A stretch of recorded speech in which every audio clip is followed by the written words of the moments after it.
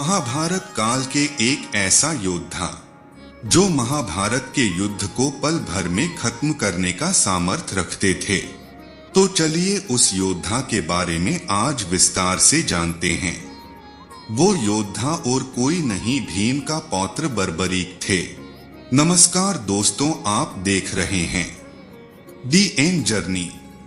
Channel पर पहली बार आए हैं तो चैनल को सब्सक्राइब करें और बेल आइकन दबाना बिल्कुल न भूलें। वीडियो अच्छी लगी तो वीडियो को लाइक करें, शेयर करें और कमेंट बॉक्स में जय श्री कृष्ण लिखना बिल्कुल ना भूलें। बर्बरीक महाभारत के एक महान योद्धा थे। वे घटोत्कच और अहिलावती के पुत्र थे। बर्बरीक को उनकी मां ने यही सिखाया था कि हमेशा हारने वाले की तरफ से लड़ना, और वे इसी सिद्धांत पर लड़ते भी रहे। बर्बरीक को कुछ ऐसी सिद्धियां प्राप्त थीं जिनके बल से पलक झपकते ही महाभारत के युद्ध में भाग लेने वाले समस्त वीरों को मार सकते थे। जब वे युद्ध में सहायता देने आए तब इनकी शक्ति का परिचय प्राप्त कर श्री कृष्ण ने अपनी कूटनीति से इन्हें रणचंडी को बलि चढ़ा दिया। महाभारत युद्ध की समाप्ति तक युद्ध देखने की इनकी कामना श्री कृष्ण के वरदान से पूर्ण हुई और इनका कटा सिर अंत तक युद्ध देखता और वीर गर्जन करता रहा। कुछ कहानियों के अनुसार बर्बरीक एक यक्ष थे जिनका पुनर्जन्म एक इंसान के रूप में हुआ था। बाल्यकाल से ही वे बहुत वीर और महान योद्धा थे। उन्होंने युद्धकला अपनी मां से सीखी। माता दुर्गा की घोर तपस्या करके उन्हें प्रसन्न किया और 3 अभेद्य बाण प्राप्त किए और 3 बांधारी का प्रसिद्ध नाम प्राप्त किया। अग्निदेव ने प्रसन्न होकर उन्हें धनुष प्रदान किए जो कि उन्हें तीनों लोकों में विजयी बनाने में समर्थ था। महाभारत का युद्ध कौरवों और पांडवों के मध्य अपरिहार्य हो गया था। अतः यह समाचार बर्बरीक को प्राप्त हुआ तो उनकी भी युद्ध में सम्मिलित होने की इच्छा जागृत हुई। जब वे अपनी मां से आशीर्वाद प्राप्त करने पहुंचे तब मां को हारे हुए पक्ष का साथ देने का वचन दिया। वे अपने घोड़े, जिसका रंग नीला था, उस पर 3 बाण और धनुष के साथ कुरुक्षेत्र की रणभूमि की ओर अग्रसर हुए। सर्वव्यापी श्री कृष्ण ने ब्राह्मण वेश धारण कर बर्बरीक से परिचित होने के लिए उन्हें रोका और यह जानकर उनकी हंसी भी उड़ाई कि वह मात्र 3 बाण से युद्ध में सम्मिलित होने आया है।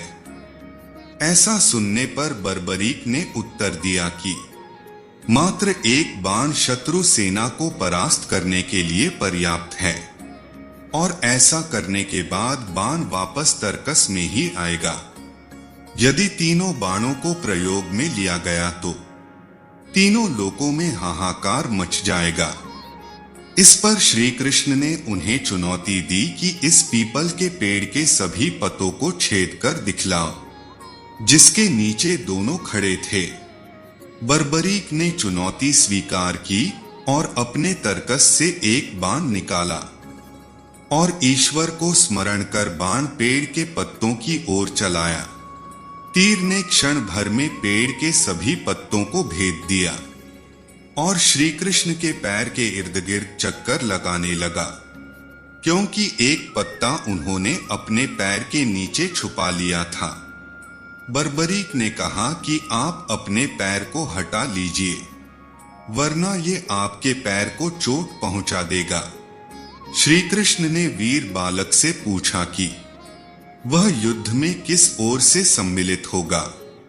तो बर्बरीक ने अपनी मां को दिए वचन दोहराया कि वह युद्ध में उस ओर से भाग लेगा जिस ओर की सेना निर्बल हो और हार की ओर अग्रसर हो। श्री कृष्ण जानते थे कि युद्ध में हार तो कौरवों की ही निश्चित है और इस पर अगर बर्बरीक ने उनका साथ दिया तो परिणाम उनके पक्ष में ही होगा। ब्राह्मण वेश में श्री कृष्ण ने बालक से दान की अभिलाषा व्यक्त की।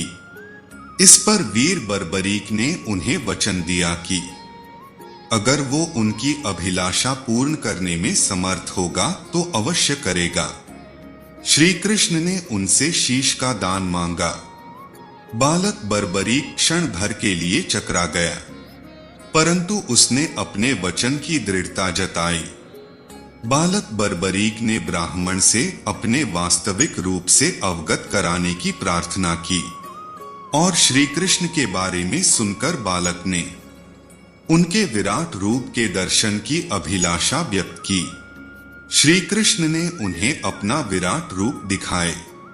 उन्होंने बर्बरीक को समझाया कि युद्ध आरंभ होने से पहले युद्ध भूमि की पूजा के लिए एक वीरवर क्षत्रिय के शीश के दान की आवश्यकता होती है।